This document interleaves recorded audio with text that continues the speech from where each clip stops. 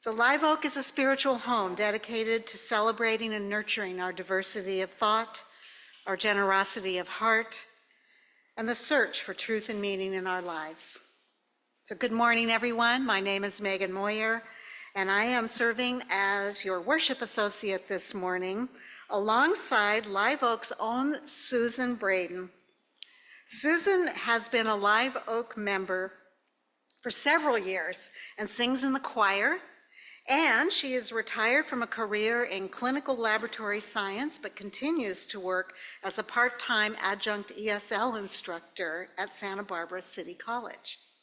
She enjoys volunteering as a docent for Lotus Land and the Arroyo Hondo Nature Preserve, as well as traveling, walking in nature, and spending time with her family and grandchildren.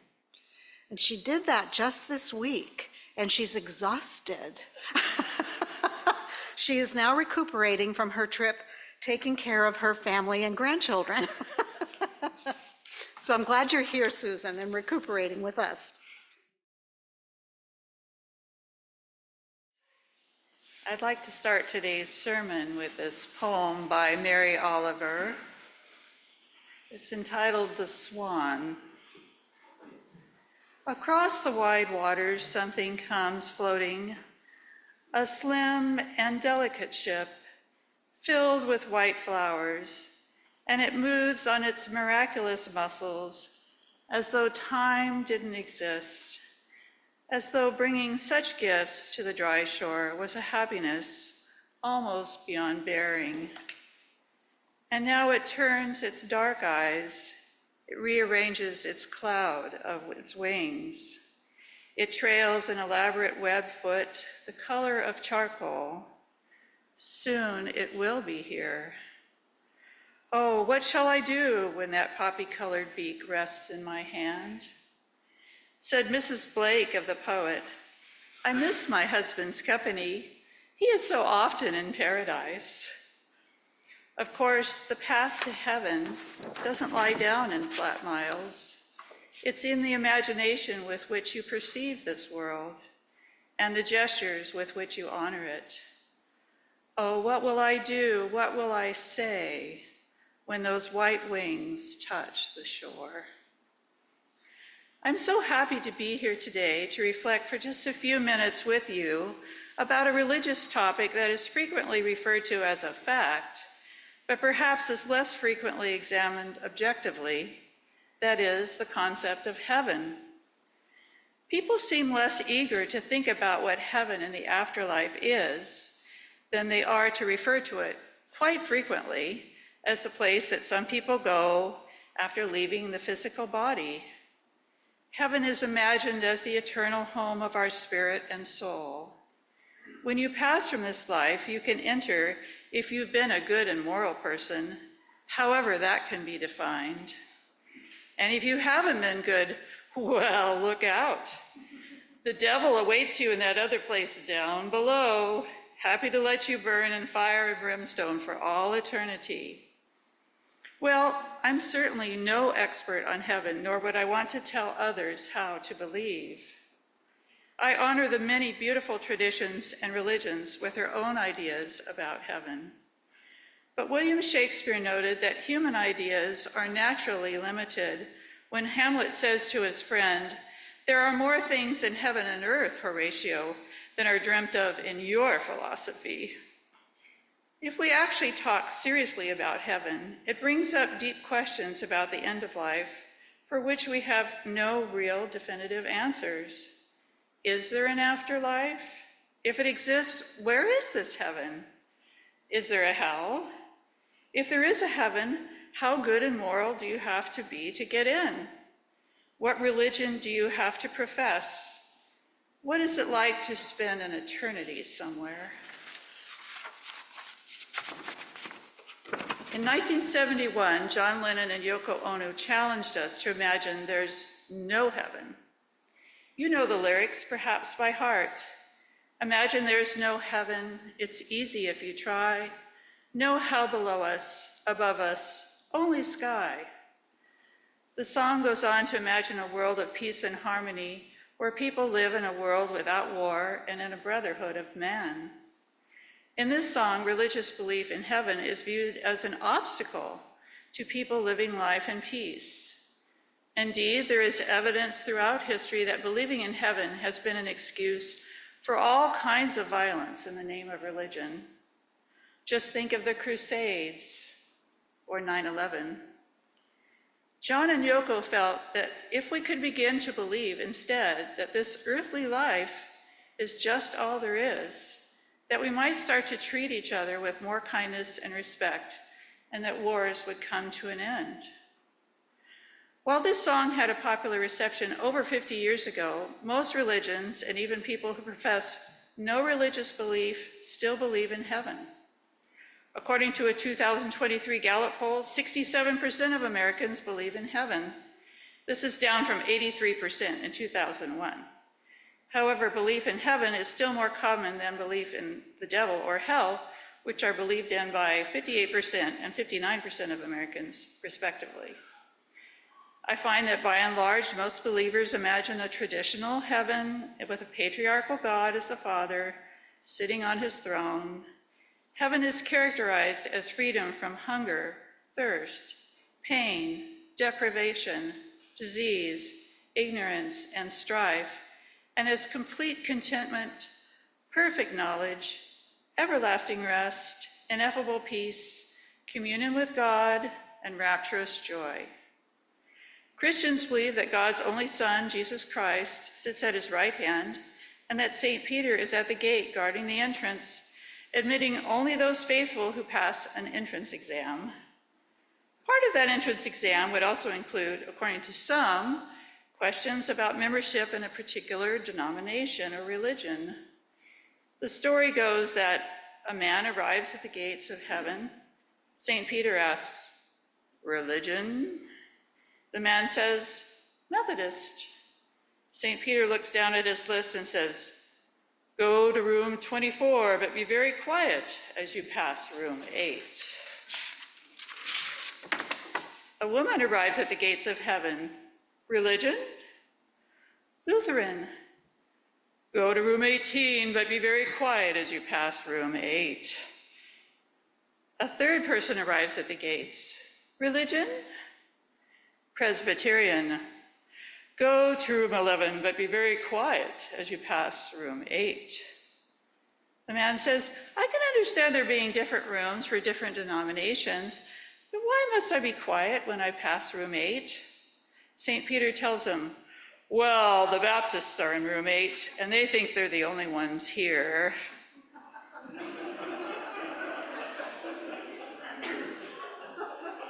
Traditional heavenly ideas can be quite fanciful. They include clouds, heavenly choirs of angels, and harp music.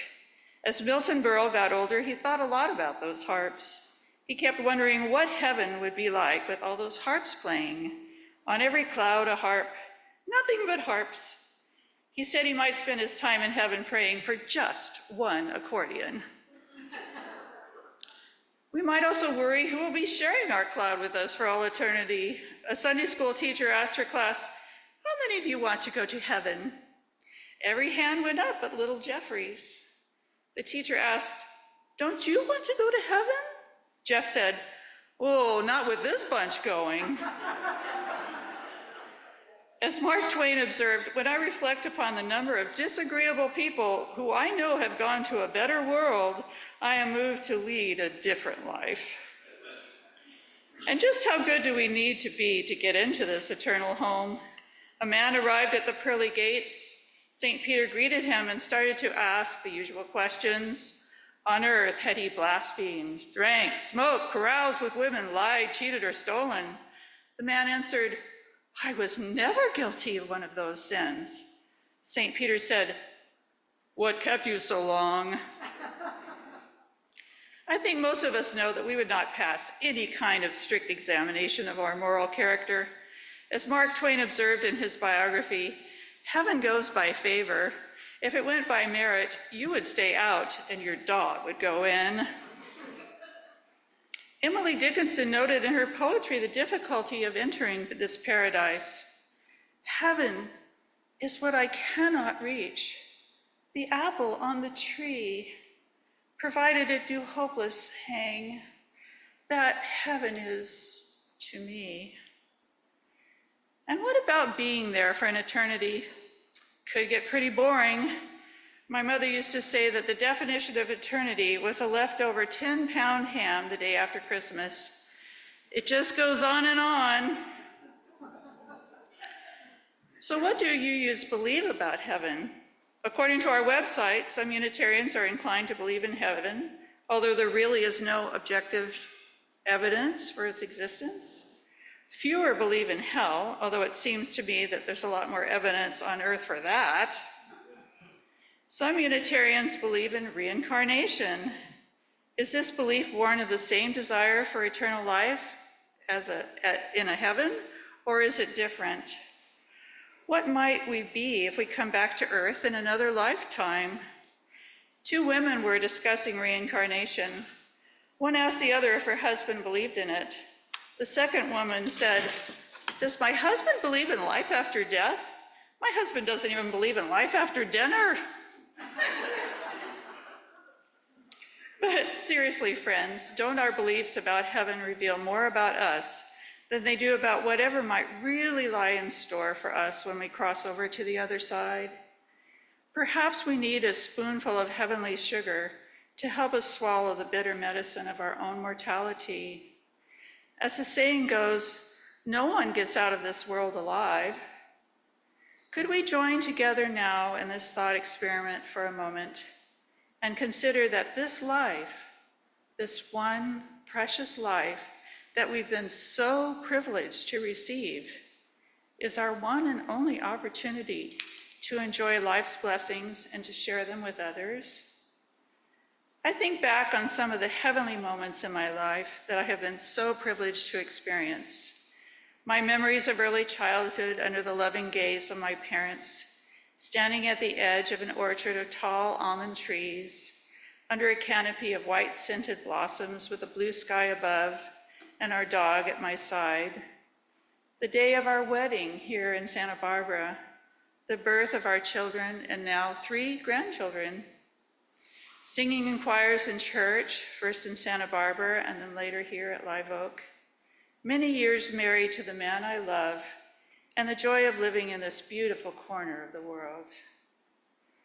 Like many of you, I have also passed through some hellish moments as well, times that I didn't think would be bearable.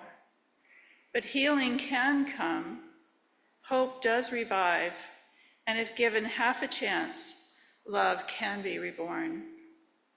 I have lived all of this. Without the bad moments, though, I could not ever be as grateful as I am for what life has given me up to this precious moment, here and now, with you, sharing this piece of sacred ground. But certainly there is so much more to be done, so much to learn and experience.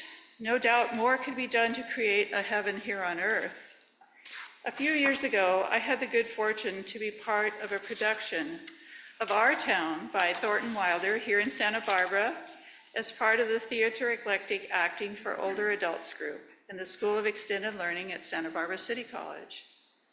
In this play, in the third act, as many of you know, the stage manager allows the central character, Emily Webb, a chance to return as a spirit to revisit one morning of her earthly life after she has died in childbirth.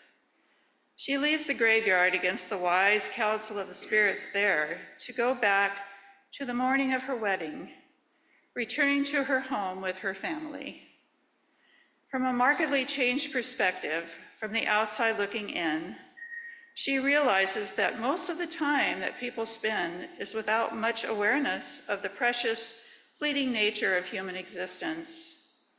Emily observes her parents, her husband, and herself going through the usual routines and rituals of life, unable to grasp how quickly time passes and how we fail to really take note of each other and of all the wonderful blessings we share.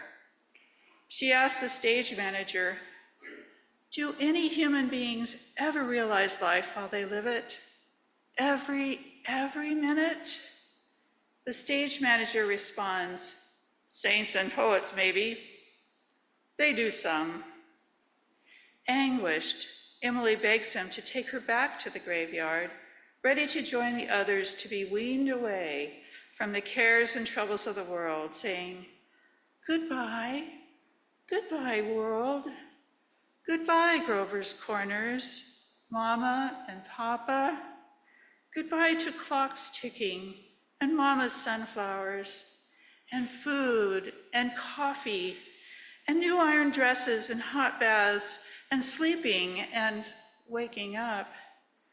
Oh, Earth, you're too wonderful for anybody to realize you." The American writer and civil rights activist James Baldwin wrote, "Life is tragic simply because the earth turns and the sun inexorably rises and sets. And one day, for each of us, the sun will go down for the last time. Perhaps the whole root of our trouble, the human trouble, is that we will sacrifice all the beauty of our lives. We'll imprison ourselves in totems, taboos, crosses, blood sacrifices, steeples, mosques, races, armies, flags, nations, in order to deny the fact of death, which is the only fact we have. It seems to me that one ought to rejoice in the fact of death, ought to decide indeed to earn one's death by confronting with passion the conundrum of life. One is responsible for life. It is the small beacon in that terrifying darkness from which we come and to which we shall return.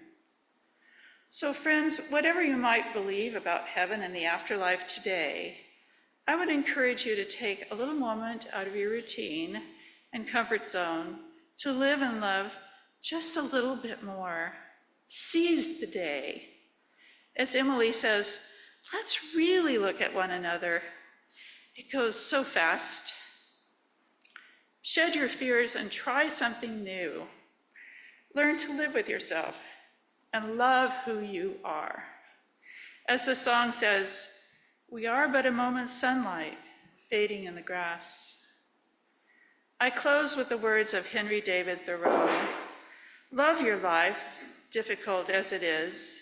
You must live in the present. Launch yourself on every wave. Find your eternity in each moment. Fools stand on their island of opportunities and look toward another land. There is no other land. There is no other life but this.